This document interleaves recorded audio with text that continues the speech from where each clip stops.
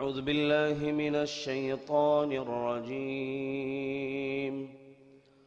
بسم الله الرحمن الرحيم. الحمد لله رب العالمين الرحمن الرحيم مالك يوم الدين إياك نعبد وإياك نستعين اهدنا الصراط المستقيم صراط الذين أنعمت عليهم غير المغضوب عليهم ولا الضالين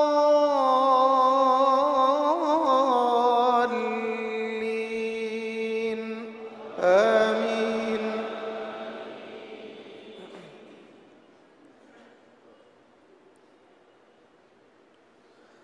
ونفخ في الصور فصعق من في السماوات ومن في الأرض إلا من شاء الله ثم نفخ فيه أخرى فإذا هم قيام ينظرون.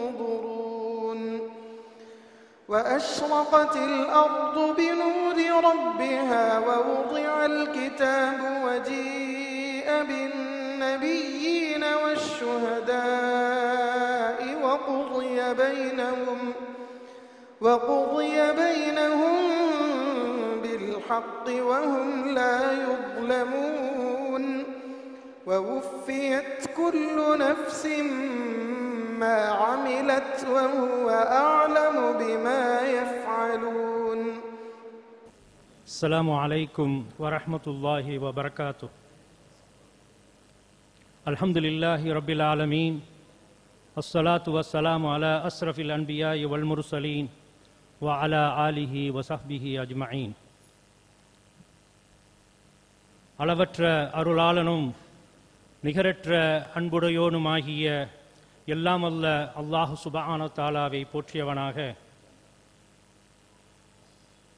சாந்தி சமாதானம் மக்கத்தின் மாமலர் மதீனத்தின் ஒளிச்சுடர் மானுடத்தின் அருட்கொடை நபிகள் நாயகம் ஸல்லல்லாஹு அலைஹி வஸல்லம் அவர்கள் மீதும் அவர்களின் உற்றார் உறவினர் சத்திய சஹாபாக்கள் அன்னலார் புகழ்ந்து பாராட்டி முன்னறிவிப்பு செய்த நல்லடியார்கள் அன்னலாரின் அடிச்சுவட்டை பின்பற்றி வாழ்ந்து வருகின்ற நம் அனைவர்கள் மீதும் எல்லாம் அல்ல அல்லாஹுவின் அருளும் கருணையும் சாந்தியும் சமாதானமும் என்றென்றும் நின்று நிலவட்டுமாக.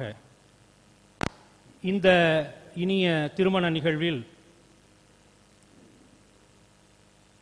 மணமக்களை வாழ்த்தி அவர்களுக்காக பிரார்த்தனை செய்வதற்காக இங்கே வந்திருக்கக்கூடிய அனைவர்களையும் வருக வருக என வரவேற்று இந்த நிகழ்வை ஆரம்பம் செய்கின்றோம். நிகழ்ச்சியின் துவக்கமாக இறைமறையிலிருந்து வசனங்களை ஓத வருகிறார் இளவல் முஹம்மது கௌத் அவர்கள்.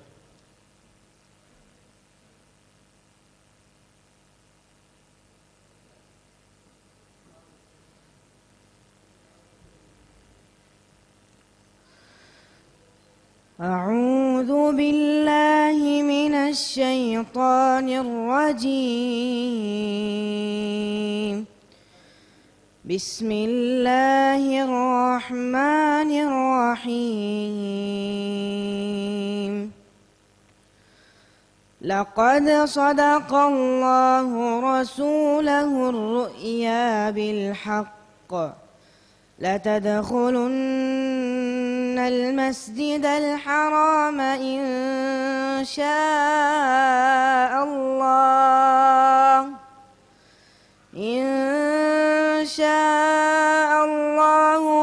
آمنين محلقين رؤوسكم ومقصرين لا تخافون فعلم ما لم تعلموا فجعل من دون ذلك فتحا قريبا هو الذي أرسل رسوله بالهدى ودين الحق ليظهره على الدين كله وكفى بالله شهيدا. محمد رسول الله والذين معه وشداء على الكفار رحماء بينهم تراهم ركعا سجدا يبتغون فضلا من الله ورضوانا سيماهم في وجوههم من أثر السجود ذلك مثلهم في التوراة ومثلهم في الإنجيل كزرع أخرج شطأه فآزره فاستغلظ على سوقه يعجب الزراع ليغيظ بهم الكفار وعد الله الذين آمنوا وعملوا الصالحات منهم مغفرة وأجرا عظيما. السلام عليكم. மாஷா அல்லாஹ் பாரக்கல்லாஹ். இளவல் முஹம்மது கவுத் அவர்கள் நமது அல்ஜாமியுல் அஸ்ஹர் குர்ஆன் மனனப் பிரிவின் மாணவர் என்பது குறிப்பிடத்தக்கது. நிகழ்ச்சியின் அடுத்ததாக வந்திருக்கக்கூடியவங்க அனைவர்களையும் வரவேற்பதற்கு வருகிறார் மணமகளின் சகோதரர் SY அனஸ் அவர்கள்.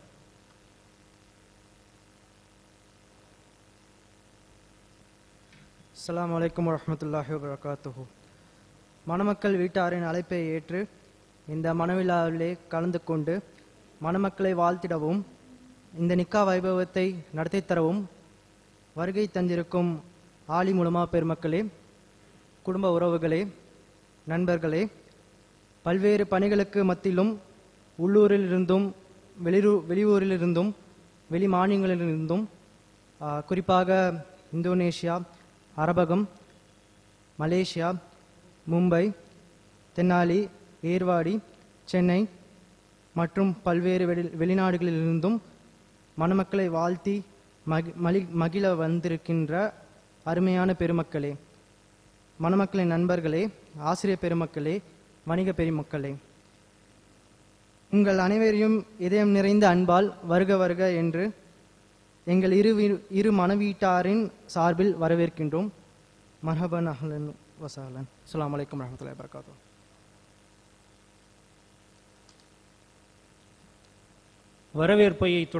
வரவேற்புரையை தொடர்ந்து வாழ்த்துரை அல்ஜாமியுல் அஸ்ஹர் ஜும்மா மஸ்ஜிதின் ஹத்தீப் இமாம் மற்றும் அன்னை ஆயிஷா சித்திகா மகளிர் இஸ்லாமிய கல்லூரியின் முதல்வர் நமது பாசத்திற்குரிய ஷேக் அப்துல் மஜீத் மஹதரி அவர்.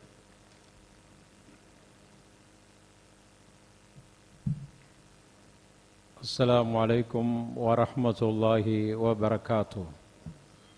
அல்ஹம்துலில்லாஹ் வஸ்ஸலாத்து வஸ்ஸலாமு அலா ரசூலில்லாஹ் وعلى آله وأصحابه أجمعين أما بعد فأعوذ بالله من الشيطان الرجيم بسم الله الرحمن الرحيم يا أيها الذين آمنوا اتقوا الله حق تقاته ولا تموتن إلا وأنتم مسلمون رب اشرح لي صدري ويسر لي أمري واحلل عقدة من لساني يفقه قولي.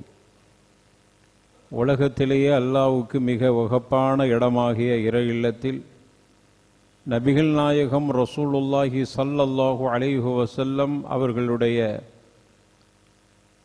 சுன்னத்தான திருமண நிகழ்வில் கலந்து கொண்டு மணமக்களை வாழ்த்தி துவா செய்ய வந்திருக்கிற பெரியவர்களே, சகோதரர்களே, நாம் அமர்ந்திருப்பது இறை இல்லம் பள்ளிவாசல். அல்லாஹுடைய தூதர் ரசூலுல்லாஹி ஸல்லல்லாஹு அலைஹி வஸல்லம் பள்ளிவாசலுடைய ஹுர்மத்தை கவனத்தில் கொண்டு சொல்கிற ஒரு செய்தி, இதா தஹல அஹதுக்கும் ஃபில் மஸ்ஜிதி யுஸல்லி ரக்அத்தைனி கப்ல அன் தஜ்லிஸ. உங்களில் யாராகிலும் பள்ளிவாசலுக்குள் நுழைந்தால், எந்த சந்தர்ப்பத்தில் நுழைந்தாலும் தஹிய்யத்துல் மஸ்ஜித் என்கிற காணிக்கை தொழுகை 2 ரக்அத்தை தொழாமல் அமர வேண்டாம் என்று வலியுறுத்தியிருக்கிறார்கள். அதையே உங்களுக்கு நான் அறிவுரையாக கூறிக்கொண்டு மணமக்களுக்கான சில வார்த்தைகளை சொல்ல கடமைப்பட்டிருக்கிறேன். அருமையானவர்களே, மணமக்களே, திருமணம் நபிகள் நாயகம் ரசூலுல்லாஹி ஸல்லல்லாஹு அலைஹி வஸல்லம் அவர்கள் குறிப்பிடுகிற பொழுது ஒரு நீண்ட ஹதீஸின் ஒரு சின்ன துணுக்கை சொன்னார்கள். மர் ரகிப அன் சுன்னதி ஃபலைஸ மின்னி, அந்நிகாஹு மின் சுன்னதி ஃபமர் ரகிப அன் சுன்னதி ஃபலைஸ மின்னி. திருமணம் எனது வழிமுறை, அதை யார் புறக்கணிக்கிறார்களோ எம்மை சார்ந்தவர் அல்ல என்று சொன்னார். எனவே திருமணம் அந்த அளவுக்கு வலியுறுத்தப்பட்ட ஒரு சுன்னத்தாக இருக்கிறது. திருமணம் என்பது அதற்கு பல நோக்கங்கள் இருக்கிறது.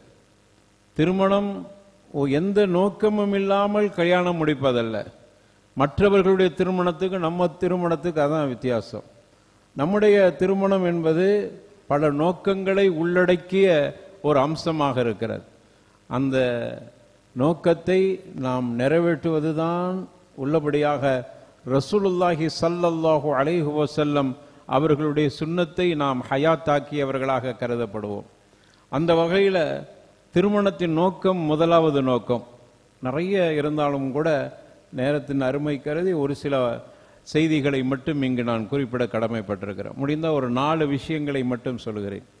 முதல் நோக்கம், திருமணத்தினுடைய நோக்கம், இந்த உலகத்தில் ஒழுக்கமுள்ள சமூகம் உருவாக்கப்பட வேண்டும். இது நபிகள் நாயகத்தினுடைய மிகப்பெரிய ஒரு ஆசை. இந்த உலகத்தில் ஒழுக்கமுள்ளவர்கள் உருவாக வேண்டும்.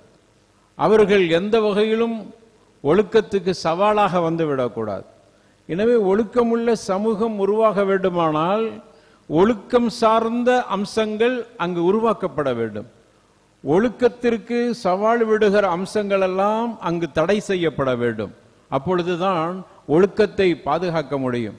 அதை விட்டுவிட்டு ஒழுக்கக்கேடான சீரழிவுகளையும் திறந்து விட்டு கொண்டு ஒழுக்கத்தை உருவாக்க வேண்டும் என்று விரும்பினால் கண்டிப்பாக முடியாது. இன்னைக்கு உலகம் அதைத்தான் செய்து கொண்டிருக்கிறது.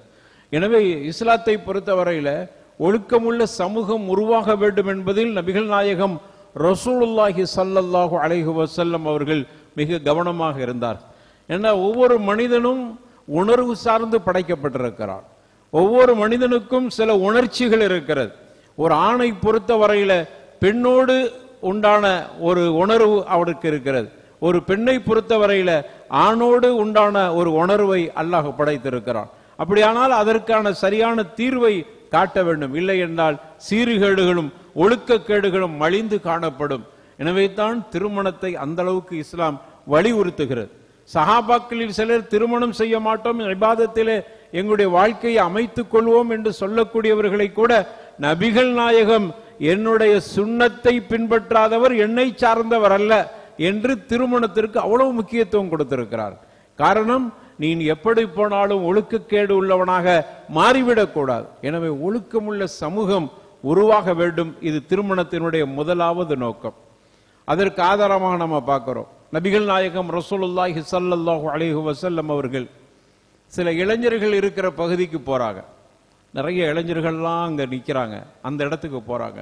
அல்லாஹ்வுடைய தூதர் ஸல்லல்லாஹு அலைஹி வஸல்லம் கேட்கிறாங்க, அவர்களை பார்த்து, இளைஞர்களை பார்த்து, நீங்கள்லாம் திருமணம் முடிச்சிட்டீங்களான்னு கேட்கிறாங்க. கல்யாணம் முடிச்சிட்டீங்களா? ஏனென்றால் திருமணம் முடிக்கிற பருவத்தில் உண்டான அந்த இளைஞர்கள், நீங்களெல்லாம் திருமணம் செய்து விட்டீர்களா என்று கேட்கிறார். அவர்களில் பலர் இல்லை என்று சொன்னார். அல்லாஹ்வுடைய தூதர் ஸல்லல்லாஹு அலைஹி வஸல்லம் அந்த சந்தர்ப்பத்தில் சொன்னார்கள், யா மஅஷர ஷபாப் மன் இஸ்ததா மின்குமுல் பாஅத ஃபல்யதஸவ்வஜ் ஃபஇன்னஹு அகது லில் பஸர் வ அஹ்ஸனு லில் ஃபரஜ். அருமையான இளைஞர்களே, உங்களுக்கு திருமணம் முடிக்கிற வயதும் அந்த சக்தியும் உங்களுக்கு வந்துவிட்டால், அல் பாஅத் என்பதற்கு உலமாக்கள் விளக்கம் கொடுக்கிறாங்க. பாஅத் என்றால் பொருளாதார ரீதியான உடல் ஆரோக்கியம், திருமணத்தினுடைய நாட்டம், அந்த எண்ணம் ஒருவருக்கு வந்துவிட்டால் அதான் பாஅத். அப்படியான ஒரு தகுதியை நீங்கள் அடைந்து விட்டால் ஃபலியத்தஸவ்வஜ், திருமணம் செய்யுங்கள். அந்த வார்த்தை அரபியில சொல்லுவாங்க, அது ஏவல் சொல், அம்ரு ஃபிஅல். ஏவல் சொல்ற ஃபலியத்தஸவ்வஜ், திருமணம் செய்யுங்கள். நபிகள் நாயகத்தினுடைய ஏவல் சொல் பல நேரங்களில் அது வாஜிப், அது கடமை என்கிற அர்த்தத்தில் அங்கு பயன்படுத்தப்படும். அப்படியானா இந்த இடத்தில் கடமை என்று பயன்படுத்தப்படாவிட்டாலும் வலியுறுத்தப்பட்ட சுன்னத் என்கிற அடிப்படையில் ஃபலியத்தஸவ்வஜ், திருமணம் செய்து கொள்ளுங்கள் என்று கட்டளையிட்டிருக்கிறார்கள் அல்லாஹ்வுடைய தூதர் ஸல்லல்லாஹு அலைஹி வஸல்லம். அதற்கு காரணம் சொன்னாங்க. ஏன் தெரியுமா திருமணம் செய்யணும்? ஃபஇன்னஹு அகத்து லில் பஸர். அந்த அரபியில சொல்வாங்க அந்த ஃபாவுக்கு சபபியா என்று. அந்த அளவுக்கு அல்லாஹ்வுடைய தூதர் ஸல்லல்லாஹு அலைஹி வஸல்லம் வலியுறுத்துறாங்க. அதற்கு காரணம் உன்னுடைய பார்வையை தாழ்த்துகிறது, தவறான பார்வையை விட்டு தாழ்த்துகிறது, உன்னுடைய மர்ம பகுதியை தவறிலிருந்து பாதுகாக்கிறது. இது திருமணத்தினுடைய முக்கிய நோக்கமாக இருக்கிறது.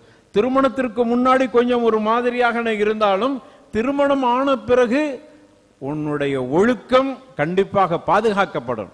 அதனால தான் ஷரியத்துல சட்டமே இருக்கிறது. ஒரு மனிதன் திருமணத்திற்கு முன்னாடி விபச்சாரத்தில் ஈடுபட்டால் அவனுக்கு ஒரு தண்டனை, அவர் திருமணத்திற்கு பிறகு ஈடுபட்டால் அவருக்கு உண்டான தண்டனை வித்தியாசப்படுத்தப்பட்டிருக்கிறது. 100 கசையடி. ஆனால் இவர் திருமணம் முடித்த பிறகு என்றால் அதற்கு கடுமையான தண்டனை, அவர் சாகுவரை அவரை அடித்துக் கொள்ள வேண்டும். அந்த அளவுக்கு வலியுறுத்தப்பட்டிருக்கிறது. அப்போ என்ன அர்த்தம்?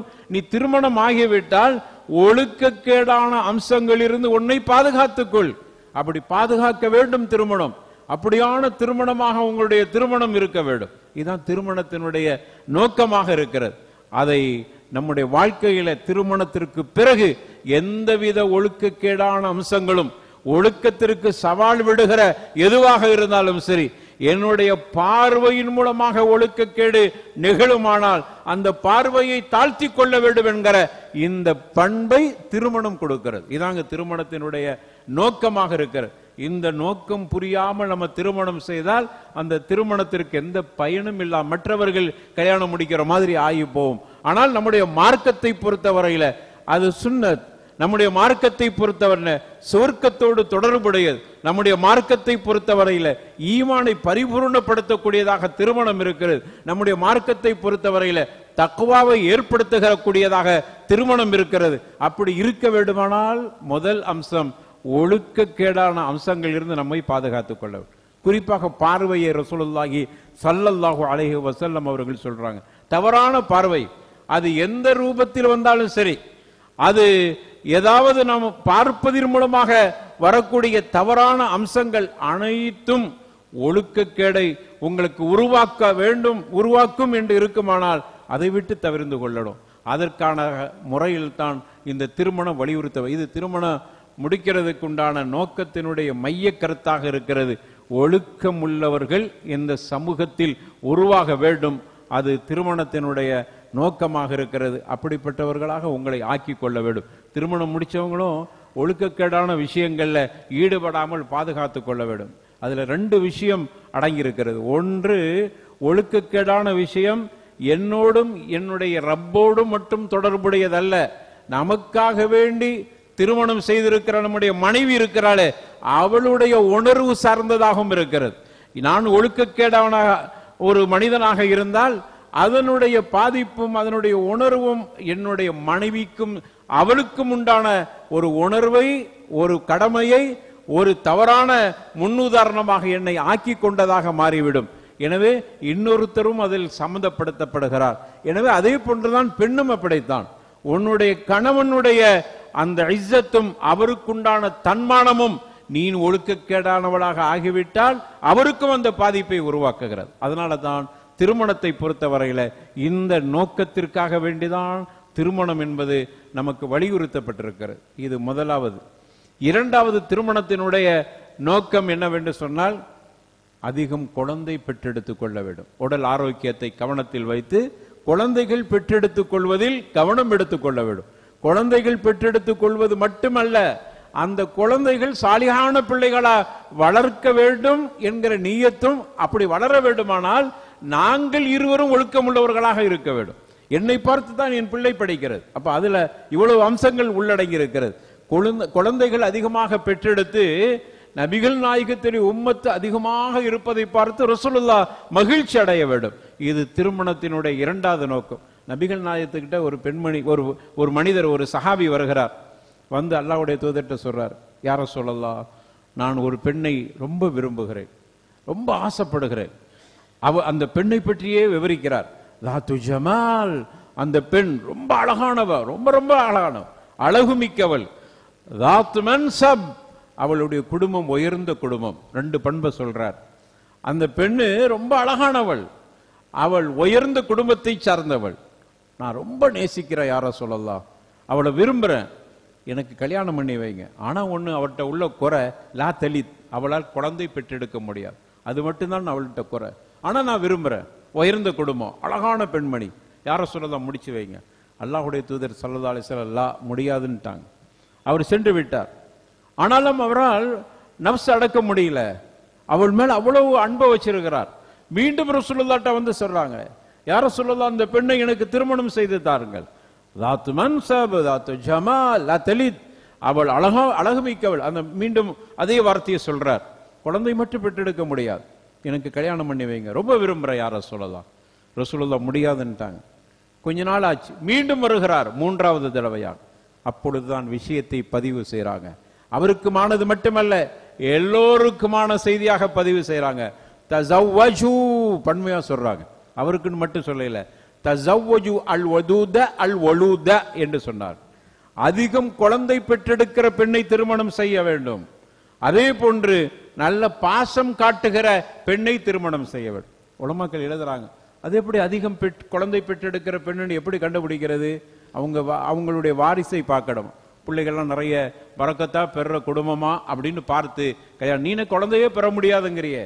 அப்படி இருக்கிற பொழுது அதுவல்ல திருமணத்தின் நோக்கம். குழந்தை பெற்றெடுப்பதுங்கிறது பிரதான நோக்கம். குழந்தையை தர்றது தராதது அல்லாஹ்வுடைய கையில இருக்கிறது, அது வேற விஷயம். ஆனா நீ கேட்க வேண்டியது, அல்லாஹ் குழந்தையை நபிமார்கள் அப்படித்தானே கேட்டாங்க.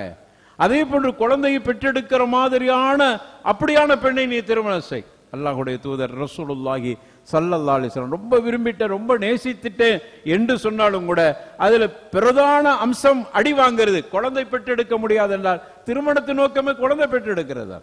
அல்லாவே என்ன தனியா விட்டுறாதே, வாரிசு எல்லாம் ஆக்கிறாதே. நபிமார்கள் அப்படி கேட்டிருக்கிறார்கள். எனவே வாரிசு என்பது மிக பிரதானமானது. குடும்ப பாங்கு அமைப்பு என்பது மிகவும் முக்கியமானது. எனக்காக வேண்டி துவா செய்கிற எனது பிள்ளையை நான் பெற்றெடுத்து அதை உருவாக்கி அப்படியான சாலிஹான பிள்ளைகளாக உருவாக்கினால் அது உம்மத்து முஹம்மது யா ரசூலுல்லாஹி ஸல்லல்லாஹு அலைஹி வஸல்லம் அவர்களுடைய உம்மத்தாக இருக்கிற பொழுது அதில் பெரிய மகிழ்ச்சி இருக்கிறது. நாளை மறுமையில ரசூலுல்லாஹ் உம்மத்து அதிகமாக இருப்பதை பார்த்து மகிழ்ச்சி அடைகிறார். அதுல இன்னொரு விஷயம் என்னவென்றால், என்னுடைய பிள்ளை சாலிகான பிள்ளையாக இருக்க வேண்டும் என்றால் நான் எனது மனைவியும் சாலிகானவங்களா இருக்கணும். நாங்க 2 பேரும் சாலிகா இருந்தால்தான் எங்கள் இருவர்களை பார்த்து அந்த பிள்ளை சாலிகான பிள்ளையாக வளரும். எங்களை பார்த்து படிக்கும். படிக்கிற பாடத்தை விட அவர்கள் நம்மை பார்த்து படிக்கிற பாடம் இருக்கிறதே, அதுதான் பிரதானம். அது உங்களிடத்திலிருந்து தான் முதல்ல பார்க்கணும். எங்க வாப்பா அம்மா சாலிகானவங்க, குர்ஆனை ஓதுவாங்க, தொழுகையை சரியாக செய்வார்கள், பொய் பேச மாட்டார்கள், அசிங்கமானவைகளை பார்க்க மாட்டார்கள், வீணான விஷயங்களில் ஈடுபட மாட்டார்கள், திருட்டுத்தனமான வேலைகளில் ஈடுபட மாட்டார்கள், அதே போன்று அடுத்தவர்களை பற்றி பேச மாட்டார்கள். இதெல்லாம் பிள்ளைகள் நம்மிடத்திலிருந்து கற்றுக்கொள்ள வேண்டிய பாடமாக இருக்கிறது. அதை இங்கு வலியுறுத்துறாங்க. உன்னுடைய பிள்ளை சாலிகான பிள்ளையாகவும் இருக்க வேண்டும், உனக்கு பிள்ளையும் பிறக்க வேண்டும். அதான் திருமணத்தினுடைய முக்கிய நோக்கமாக இருக்கிறது. மணமகனே, உங்களுக்கு அதை நான் வலியுறுத்துகிறேன். அதனால உங்களை சரி செய்து கொள்ளுங்கள். உங்களுடைய மனைவியும் அதே போன்றான ஒரு சிந்தனையில் அவர்களை உருவாக்குங்கள். நம்ம 2 பேரும் நமக்காக மட்டுமல்ல, நம்மை பார்த்து பாடம் படிக்க போகிறது நம்முடைய பிள்ளைகள். எனவே நாம் சாலிகாகவே வாழுவோம். அப்பொழுதுதான் என் பிள்ளை சாலிகான பிள்ளை. அவர் நிறைய பேர் அவங்க தங்களை மாத்துக்கிறது இல்லை, ஆனா பிள்ளை மட்டும் சாலிகா இருக்கணும்னு விருப்பப்பட்டா அது கண்டிப்பாக சத்தியமா அல்லாஹ் இல்லா ஐயஷா அல்லாஹ் நாடாத வரைக்கும் சத்தியமா சாத்தியம் இல்லாமல் ஆகிவிடும். எனவே தான் இஸ்லாம் அதை வலியுறுத்துகிறது. அப்ப இரண்டாவதாக குழந்தை பெற்றெடுப்பது என்பது திருமணத்தினுடைய நோக்கம். அந்த நோக்கம் இருக்கணும். அதையெல்லாம் நீங்க அதற்கான துவாக்களையும் அதற்கான முயற்சிகளையும் உங்களுடைய வாழ்க்கையில் ஈடுபட வேண்டும். மூன்றாவதாக திருமணத்தினுடைய நோக்கம் அல்லாஹ் உங்க வாழ்க்கையை பரக்கத்தாக்கணும். திருமணத்துக்கு பிறகு ஒரு பரக்கத்து இருக்கு. நிறைய பேர் பாருங்க, நான் கல்யாணம் முடிக்க முன்னாடி சம்பாதிச்சேன் அல்லது சம்பாதிப்பு குறைவா இருந்துச்சு, நிறைய சம்பாதிச்சேன், ஆனா எதுவுமே கையில தங்கையில. கல்யாணம் முடிச்சோம் பாருங்க, அந்த மனைவி ராசியானவ அப்படின்னு நம்ம தப்பா சொல்லிடுவோம். அவளோட ராசியை பாருங்க, கல்யாணம் முடிச்ச பிறகுதான் எனக்கு அப்படியே கொட்டோன்னு கொட்டிச்சு அப்படிம்பாங்க. அது அந்த ராசிங்கிறது இல்லை. அல்லாஹ் குர்ஆன்ல சொல்றான், திருமணத்தின் நோக்க வங்கிஹுல் அயாமா மின்கும் வஸ்ஸாலிஹீன மின் இபாதிக்கும் வஇமாஇக்கும் இயகுனு ஃபுகரா யுக்னிஹுமுல்லாஹ் மின் ஃபத்லிஹி வல்லாஹு வாஸிஉன் அலீம். ரப்பல் ஆலமீன் வாக்குறுதி கொடுக்கிறான், உங்களில் துணை இல்லாதவர்களுக்கு திருமணம் செய்து வையுங்கள். பொறுப்பாளிகளுக்கு அல்லாஹ் கட்டளையிடுறான். துணை இல்லாமல் இருந்தாங்களே, கல்யாணம் முடிக்காதவர்களுக்கெல்லாம் கல்யாணம் முடிச்சு வைங்க. பொறுப்பாளிகளே, அவர்களுக்கு திருமணம் செய்து வையுங்கள். நீங்க சாக்கு போக்கு சொல்லாதீங்க. பிள்ளைகள் இப்பதான் சம்பாதிக்குது, அது நல்ல சம்பாதிக்கட்டுமே, அதுக்கு பிறகு கல்யாணம் முடிச்சு வைப்போம், அல்லது நல்ல பரக்கத்தாகட்டுமே. ஏதோ சம்பாதிக்கிறாரா இல்லையா, நஃபக்கா கொடுக்கிற அளவுக்கு சம்பாதிக்கிறாரா இல்லையா, நம்ம அப்படி பார்க்க இல்லை. நிறைய சம்பாதிக்கணும். அவர் நிறைய படிக்க வச்சிருக்கிறோம். அவர் கல்யாணம் முடிக்க முன்னாடி அவர் சம்பாதிச்சு அதை நம்ம கொஞ்சம் அனுபவிக்க வேண்டியிருக்கிறது, அதுக்கு பிறகு பார்த்துக்கிறோம் என்று காலம் தள்ளி போடுகிறோம். அதனால் ஏற்படுகிற விளைவுகள் சொல்லி மாளாது. இங்க சொல்றதுக்கு நேரமும் நமக்கு இடம் தராது. ஆனால் அப்படி தள்ளி போடுறோமே, இந்த வசனத்தை கவனத்தில் கொள்ளுங்கள். நபிகள் நாயகத்துக்கிட்ட கேட்கிறாங்க, இந்த வசனத்தின் மூலமாக இமாம்கள் விளக்கம் கொடுக்கிறாங்க. எப்படி ஒருவர் வசதியற்றவராக, யார சொல்லலாம், ரொம்ப வாழ்க்கையில வறுமையா இருக்கிறேன், ரசூலுல்லாஹ் சொன்ன கல்யாணம் முடிச்சுக்கண்டாங்க. நம்ம கிட்ட இப்படி யாராவது வறுமையில இருக்கன்னா என்ன சொல்லுவோம், பாப்பா கல்யாணம் முடிக்க கொஞ்சம் தாமதப்படுத்தியா அவசரப்படுறான், வறுமையில இருக்கிறியே. அல்லாஹ் சொல்றான், வன்கிஹுல் அயாமா மின்கும் வஸ்ஸாலிஹீன மின் இபாதிக்கும் வஇமாஇக்கும் இயகுனு ஃபுகராஹ யுக்னிஹுமுல்லாஹு மின் ஃபத்லிஹி வல்லாஹு வாஸிஉன் அலீம். அல்லாஹ் ரப்பல் ஆலமீன் சொல்றான், துணையற்றவர்களுக்கு திருமணம் செய்து வையுங்க. அவர்கள் வசதியற்றவர்களாக இருந்தாலும் அல்லாஹ் ரப்பல் ஆலமீனுடைய ஃபத்லால், கிருபையால், கருணையால் அவன் அவர்களை பரக்கத்தாக்கி வைக்கிறான். அல்லாஹு அக்பர். கல்யாணத்துக்கு பிறகு ஒரு பரக்கத்து வருத, இந்த மனைவியை தொட்டதுனால பரக்கத்து இல்ல, அல்லாஹ் வாக்குறுதி கொடுக்கிறான், நீ கல்யாணம் முடி, தைரியமா முடி. காரணம் என்ன தெரியுமா, உனக்கு மட்டும் ரிஸ்க் இல்ல, அந்த பெண்ணுக்கும் நான் தான் ரிஸ்க் கொடுக்கிறேன், உன் மூலமாக நான் ரிஸ்கை தர காத்திருக்கிறேன், அதனால உன் வாழ்க்கையில பரக்கத்தாக்கி தருகிறேன். உனக்கு பரக்கத்தா அல்லாஹ் தருகிறான். திருமணத்துல அந்த பரக்கத்து இருக்கிறது. அல்லாஹ் ரப்பல் அதை பரக்கத்தாக்கி வச்சிருக்கிறான். எனவே திருமணத்தினுடைய மூன்றாவது நோக்கம் பரக்கத் அதிகமாக கிடைக்கிற ஒரு பாக்கியம் திருமணத்துல. அல்லாஹ் பி ஃபத்லிஹி வ ரஹ்மத்திஹி, அல்லாஹ்வுடைய ஃபத்லால் ரஹ்மத்தால் அந்த பரக்கத்தை கொடுக்கிறான். உங்களுக்கு ஆச்சரியமா இருக்காது, எப்படி பரக்கத்து வரும்? அல்லாஹ் அந்த வசனத்தை அப்படி சொல்லி முடிக்கிறான் பாருங்க. அப்படி ஆச்சரியப்படக்கூடியவங்க அல்லது சந்தேகப்படுறவங்களுக்கு அந்த வசனத்தை முடிக்கும் போது வல்லாஹு வாஸிஉன் அலீம். அல்லாஹ் ரப்பல் ஆலமீன், அல்லாஹ் எப்படிப்பட்டவன் தெரியுமா, விசாலமானவன். ஏனென்றால் லில்லாஹி மா ஃபீ ஸமாவாதி வ மா ஃபில் அர்த், வான பூமி இரண்டுமே அல்லாஹ்வுக்கே சொந்தமானது. எனவே அவன் சொந்தமாக வைத்திருக்கிறதில் அள்ளி கொடுப்பதில் அவனுக்கு என்ன இருக்கிறது? அது எப்படி சாத்தியமாகாது என்று நீ யோசிக்கிறாய்? நீ தைரியமாக திருமணம் செய். அல்லாஹ்வுடைய ஃபத்லால் ரஹ்மத்தால் நமக்கு பரக்கத்தாக்கி தருவான். அப்ப திருமணத்துல இந்த வாய்ப்பையும் அல்லாஹ் ரப்பல் ஆலமீன் வைத்திருக்கிறார். அப்ப திருமணம் முடிப்பதால் வாழ்க்கையில் அல்லாஹ் பரக்கத்தாக்கி வைக்கிறான்.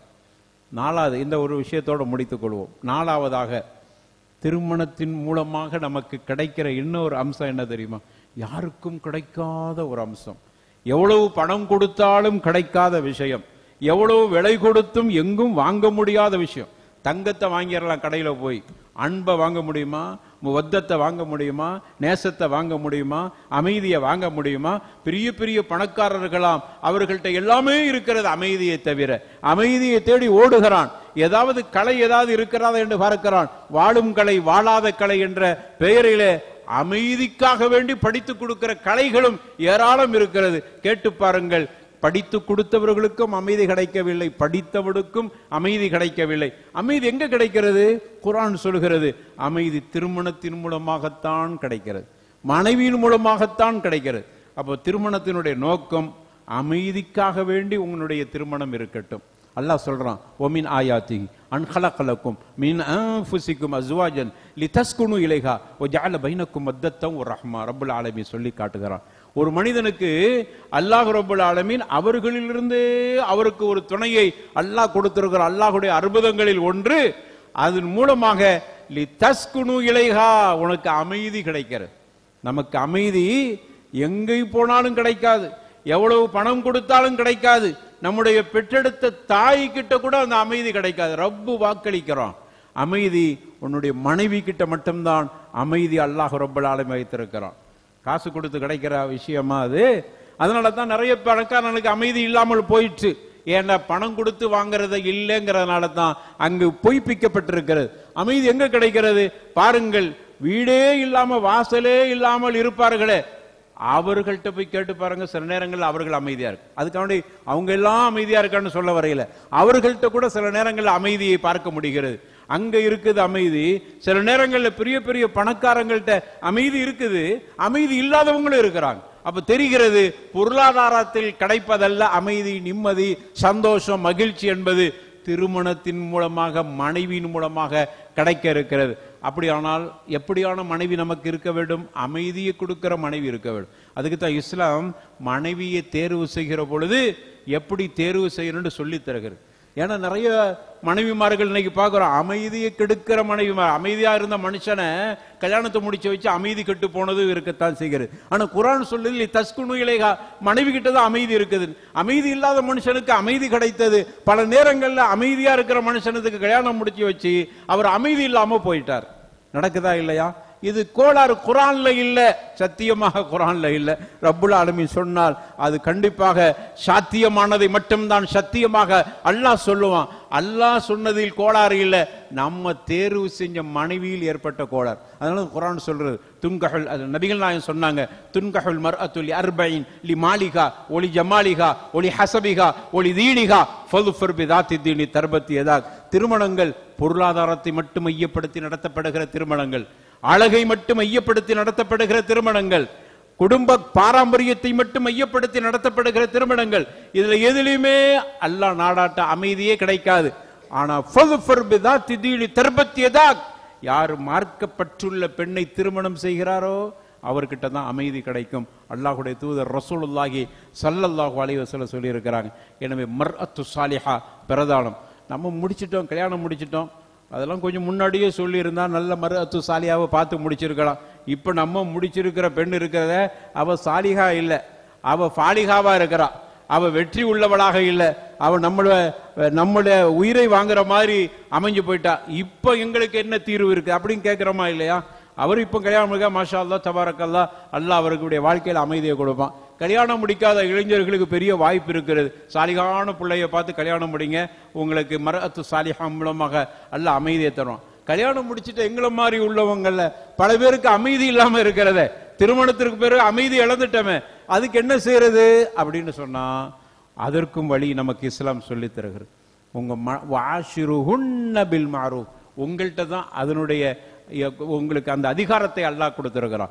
வாஷிருஹுன்ன பில் மஅரூஃப், அவர்களிடத்தை நல்ல முறையில் நடந்து பாருங்கள், நல்ல முறையில் நடங்க, இன்னும் அவள்கிட்ட பாசமா இருந்து காட்டுங்கள், அவளை நல்லவளா மாத்துறதுக்கு முயற்சி செய்யுங்க, அல்லாஹ்ட்ட துஆ செய்யுங்க. நம்மளும் கொஞ்சம் நல்லவங்களா இருக்கணும்ல, அவ மட்டும் நல்லவளா இருக்குன்னு சொல்லிட்டு நீ என்ன நல்லவனா இருக்கிறியா? உன்னுடைய வாழ்க்கையில் எவ்வளவு கோளாறு இருக்கிறது. எனவே ஏதோ ஒரு இடத்தில் நாம் கோளாறு செய்திருக்கிறோம், அதை சரி செய்து விட்டா நம்ம வாழ்க்கை மகிழ்ச்சியானதாக இன்பமானதாக இருக்கும். பொருளாதாரம் இருக்குது இல்லை, நம்முடைய வாழ்க்கையில கண்டிப்பாக நிம்மதி இருக்கும். அந்த நிம்மதியை இந்த திருமணம் கொடுக்கிறது. எனவே தான் அல்லாஹ் ரப்பல் ஆலமீன் அதை அதிசயம் என்று சொல்லி காட்டுகிறான். அந்த மாதிரியான அமைதியையும் இந்த நோக்கத்தை மட்டும் கவனத்தில் வைத்துக் கொள்ளுங்கள். திருமணத்தால் அல்லாஹ் பரக்கத்தாக்கி வைக்கிறான். திருமணத்தால் நாம் ஒழுக்கம் உள்ளவர்களாக இருக்க முடிகிறது. திருமணத்தால் குழந்தைகளை பெற்றெடுத்து நம்முடைய உம்மத்தை, ரசூலுல்லாஹ்வுடைய உம்மத்தை அதிகப்படுத்தி காட்டுதல், திருமணத்தின் மூலமாக அமைதியை பெற்றுக்கொள்ளுதல், இந்த 4 குறைந்தபட்சம் அம்சங்கள் திருமணத்தினுடைய நோக்கமாக இருக்கிறது. அந்த நோக்கங்களை அல்லாஹ் உங்களுடைய வாழ்க்கையில் அல்லாஹ் சிறப்பாக்கி தர வேண்டும் என்று நாங்கள் எல்லோரும் துவா செய்கிறோம். உங்களுக்கு சாலிகான பிள்ளைகளை தருவானாக, உங்களுடைய வாழ்க்கையில் பரக்கத்தை கொடுப்பானாக, உங்களுக்குள்ள அமைதியும் வத்தத்து ரஹ்மத்தையும் அல்லாஹ் ரப்பல் ஆலமீன் கொடுக்க வேண்டும் என்று அல்லாஹ் கிட்ட நாங்கள் அனைவர்களும் துவா செய்கிறோம். அல்லாஹ் ஏற்றுக்கொள்வானாக. தஅவானா அனில் ஹம்துலில்லாஹி ரப்பில் ஆலமீன். அஸ்ஸலாமு அலைக்கும் வரஹ்மத்துல்லாஹி வபரகாத்துஹு.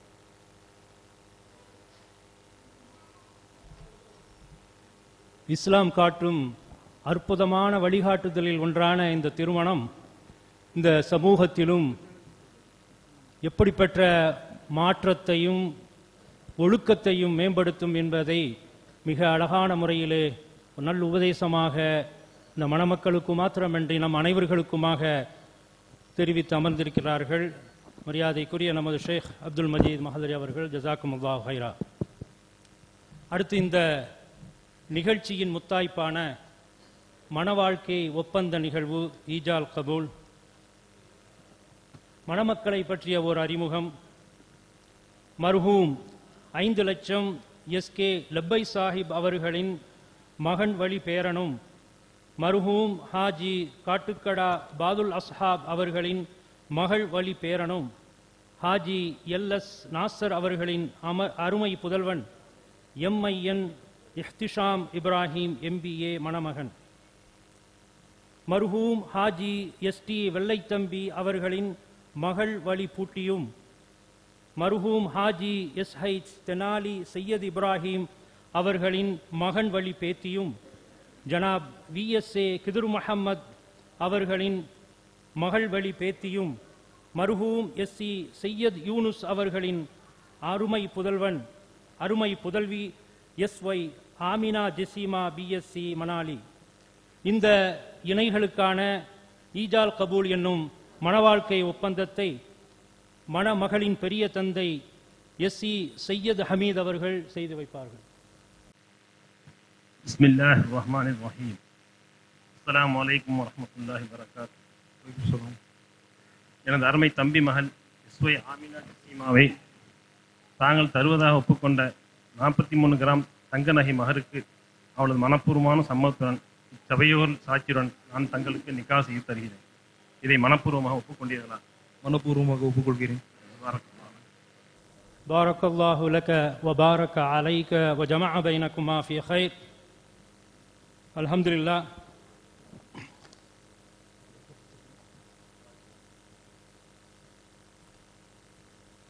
அடுத்ததாக நன்றி உரைக்கு முன்னால் ரெட் ஸ்டார் சங்கத்தின் சார்பாக வாழ்த்து மடல் அளிக்க வருகிறார்.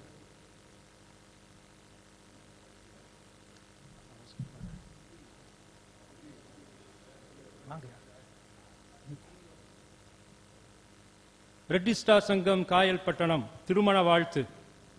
மணமகன் எம்ஐஎன் இஹ்திஷாம் இப்ராஹிம் எம்பிஏ, மணமகள் எஸ்ஒய் ஆமினா ஜெசிமா பிஎஸ்சி, மணநாள் 26/7/2025, சபர்பிறை 1. அருளன்பு பண்பின் அளவற்ற அல்லாஹுவின் திருநாமம் போற்றி அகிலத்தின் அருட்கொடை அன்னலம் பெருமானார் ஸல்லல்லாஹு அலைஹி வஸல்லம் அவர்களின் போதனைகளை அகத்தினில் இருத்தி, புதுமண செல்வங்களே, திருமணம் என் வழிமுறை என்ற பேரறிவு பெட்டகம் பெருமானாரின் அருள்மொழிக்கேற்ப நல்லறமாம் இல்லறம் காண முனைந்துள்ள உம்மை வாழ்த்துவதில் பெருமகிழ்வும் பேருவவை புகையும் அடைகிறோம். எழில்மிகு தம்பதிகளே, திருநரை நெறி நின்று திருநபி வழி சென்று நீவீர் வளமுடன் வாழ்வவும் நிறைவுடை செல்வமும் வரம்பின்றி பெற்று பல்லாண்டு பலவாண்டு வாழ்வாங்கு வாழ வல்லோனாம் அல்லாஹுவை உள்ளார வேண்டுகிறோம். இணையில்லா இறைவா, இவர்களின் வாழ்வில் வளங்கள் பெருகட்டும், வசந்தங்கள் சூழட்டும், உன் அருள் நிறையட்டும். ஆமீன். பாரக்கல்லாஹு லக வ பாரக அலைக வ ஜமஅ பைனகுமா ஃபீ கைர். வாழ்த்தும் உள்ளங்கள் ரெட் ஸ்டார் சங்க உறுப்பினர்கள்.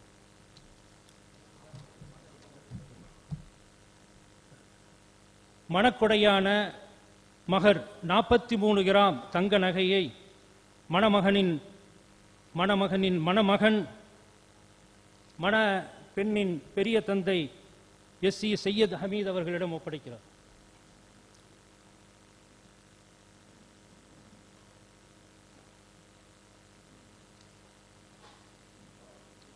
அடுத்து இந்த நிகழ்ச்சியின் இறுதியாக நன்றியுரை மணமகனின் தந்தை எல்.எஸ். நாசர் அவர்கள். இந்த மணவிழா சிறப்பாக நடைபெற எல்லா வகையிலும் உதவி செய்த வல்ல இறைவனுக்கு முதற்கண் என் நன்றினை காணிக்கையாகிக் கொள்கிறேன்.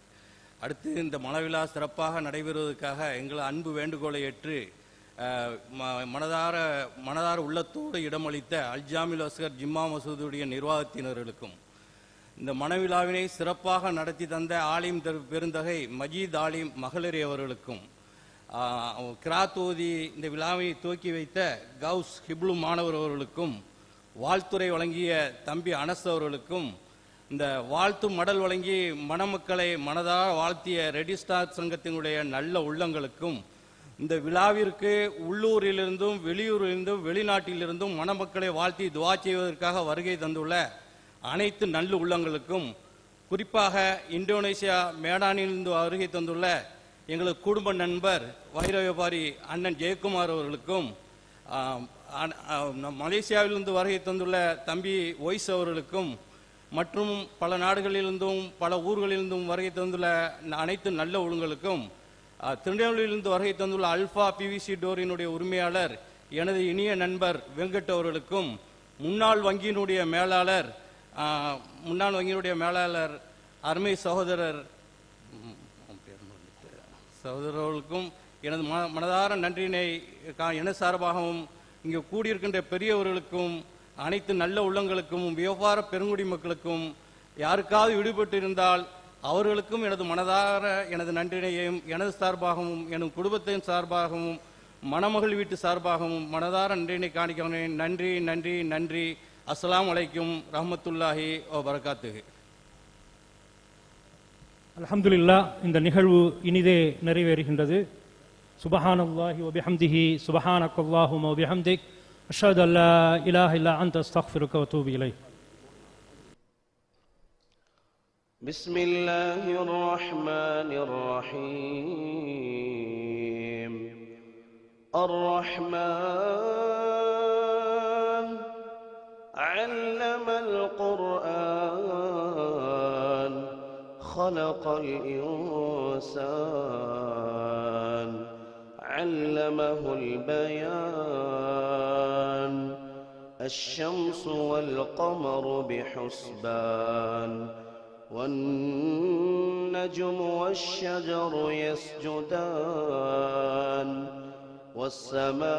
والسماء رفعها ووضع الميزان ألا تطغوا في الميزان وأقيموا الوزن بالقسط ولا تخسروا الميزان والأرض وضعها للأنام فيها فاكهة والنخل ذات الأكمام والحب ذو العصف والريحان فبأي آلاء ربكما تكذبان خلق الإنسان من صلصال كالفخار وخلق الجان من مارج من نار فبأي آلاء ربكما تكذبان رب المشرقين ورب المغربين فبأي آلاء ربكما تكذبان مرج البحرين يلتقيان بينهما برزخ لا يبغيان فبأي آلاء ربكما تكذبان يخرج منهما اللؤلؤ والمرجان فبأي آلاء ربكما تكذبان وله الجوار المنشآت في البحر كالأعلام فبأي آلاء ربكما تكذبان كل من عليها فان كل من عليها فان ويبقى وجه ربك ذو الجلال والإكرام كل من عليها فان ويبقى وجه ربك ذو الجلال والإكرام فبأي آلاء ربكما تكذبان يسأله من في السماوات والأرض كل يوم هو في شأن فبأي آلاء ربكما تكذبان سنفرغ لكم أيها الثقلان فبأي آلاء ربكما تكذبان يا معشر الجن والإنس إن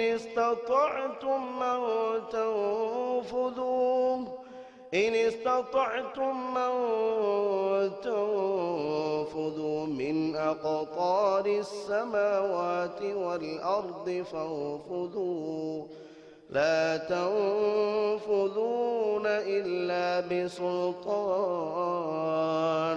فبأي آلاء ربكما تكذبان يرسل عليكما شواظ من نار ونحاس فلا تنتصران فبأي آلاء ربكما تكذبان فإذا انشقت السماء فكانت وردة كالدهان فبأي آلاء ربكما تكذبان فيومئذ لا يسأل عن ذنبه إنس ولا جان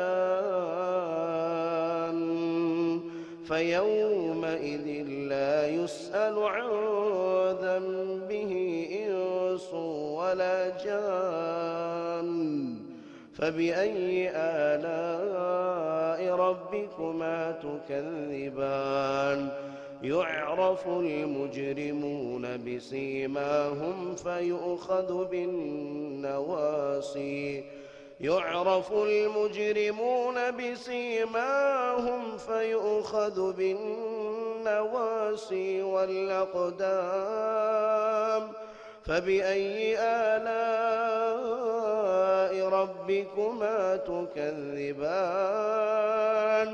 هذه جهنم التي يكذب بها المجرمون يطوفون بينها وبين حميم آن فبأي آلاء ربكما تكذبان ولمن خاف مقام ربه جنتان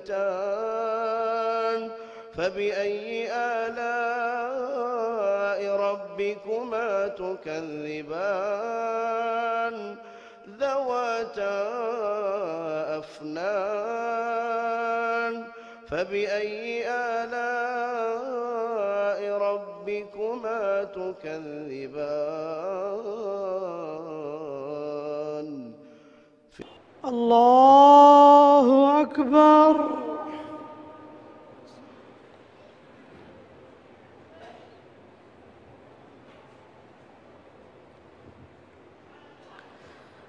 الحمد لله رب العالمين الرحمن الرحيم مالك يوم الدين إياك نعبد وإياك نستعين اهدنا الصراط المستقيم صراط الذين أنعمت عليهم غير المغضوب عليهم ولا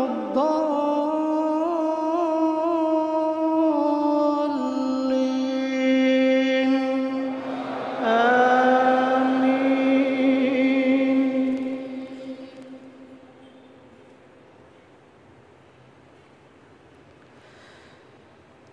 إن الذين يلحدون في آياتنا لا يخفون علينا أفمن يلقى في النار خير أم من يأتي آمنا يوم القيامة اعملوا ما شئتم إنه بما تعملون بصير.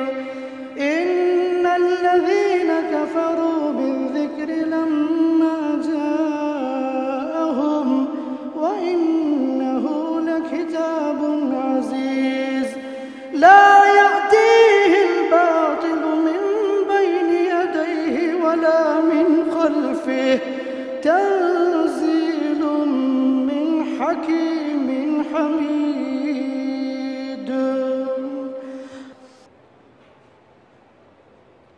الحمد لله رب العالمين الرحمن الرحيم مالك يوم الدين إياك نعبد وإياك نستعين اهدنا الصراط المستقيم صراط الذين أنعمت عليهم غير المغضوب عليهم ولا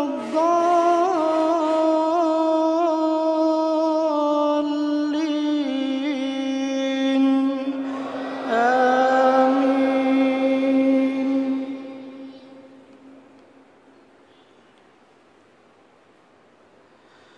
والضحى والليل إذا سجى ما ودعك ربك وما قلى وللآخرة خير لك من الأولى ولسوف يعطيك ربك فترضى ألم يجدك يتيما فآوى ووجدك ضالا فهدى ووجدك عائلا فأغنى فأما اليتيم فلا تقهر وأما السائل فلا تنهر وأما بنعمة ربك فحدث.